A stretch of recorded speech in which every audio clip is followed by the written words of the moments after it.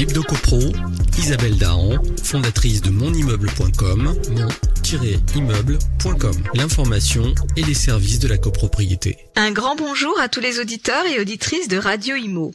En matière de copropriété, nous avons eu le droit cette semaine à une petite révolution. Meilleur Copro, une start-up lancée en 2016 par Édouard Jean Clouet, a annoncé la création d'un baromètre national des charges de copropriété sur tout le territoire. Vous allez me dire que ce n'est pas nouveau et que l'on a déjà à notre disposition 2 études annuelles sur les charges de copropriété. Vous allez me parler de l'Observatoire de la FNAIM du Grand Paris qui couvre Paris, les Hauts-de-Seine et le Val-de-Marne à partir de données comptables de quelques 7500 copropriétés. Vous allez me rappeler également l'existence de l'Observatoire de l'Arc qui couvre le territoire français à partir de données comptables de 2500 copropriétés. D'un côté, nous avons un observatoire émanant des professionnels de l'immobilier et de l'autre, celui d'une association de défense des copropriétaires. Et le plus souvent, ces 2 observatoires ne donnent pas les mêmes chiffres et l'on comprend pourquoi. Alors, il est difficile de s'y retrouver et de savoir qui a raison. Il nous manquait un observatoire indépendant, en capacité d'arbitrer le débat. De plus, la question de l'échantillon posait problème, car non comparable, et celle des résultats exprimés parfois en charge par an par mètre carré, ou en charge par an par mètre carré développé ou par lot, ne permettait pas de s'y retrouver. Alors, comment faire mieux? À partir de quelles données et par quelle méthodologie pour obtenir quels résultats? C'est bien en cela que l'on peut évoquer la création d'un baromètre inédit et unique. Meilleurcopro.com a analysé les données de plusieurs millions d'annonces immobilières. À partir de la lecture automatisée de 7,5 millions d'annonces immobilières, Meilleur Copro a retenu pour leur exhaustivité en matière d'information les données de 180 000 annonces d'appartements uniques. Ces annonces d'appartements en vente précisent ainsi le niveau de charge des biens et la surface carrée correspondante, ainsi que le nombre de lots et le niveau de service des copropriétés associées. Cet échantillon massif de biens uniques, pour l'essentiel situés dans des copropriétés différentes, représente bien l'état des charges sur 180 000 copropriétés.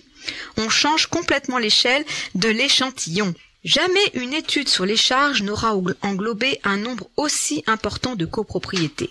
Une représentation d'environ 20% des copropriétés françaises.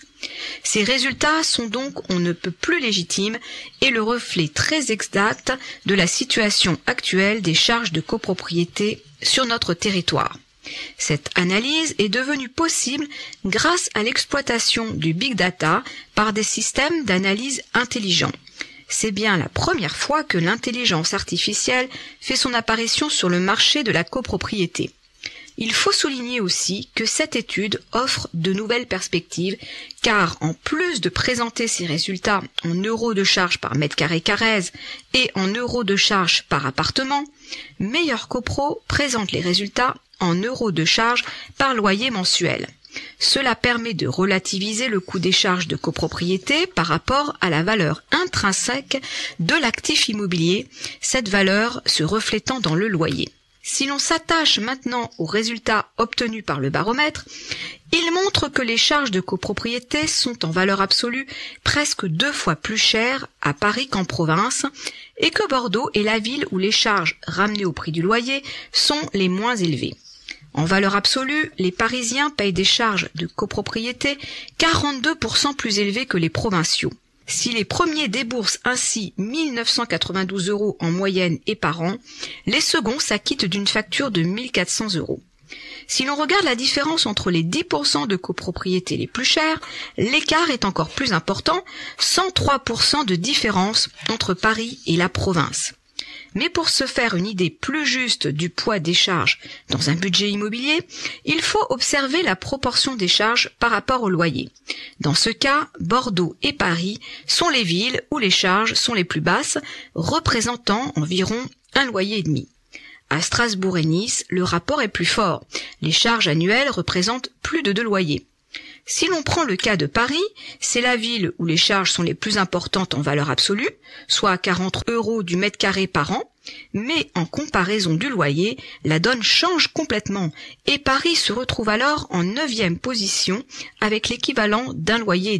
Vous retrouverez tout le détail des résultats de ce baromètre dans monimmeuble.com et notamment le classement des charges dans les plus grandes villes de France, en charge de copropriété par mètre carré, en charge par loyer, ainsi qu'un classement des régions les plus chères en charge. Vous pouvez nous laisser vos commentaires, je serai ravie de prolonger cet échange avec vous. On se retrouve dans une semaine pour notre rendez-vous HebdoCopro. D'ici là, portez-vous bien et continuez de nous suivre sur monimmeuble.com. L'HebdoCopro, Isabelle Dahan, fondatrice de monimmeuble.com, mon-immeuble.com. L'information et les services de la copropriété.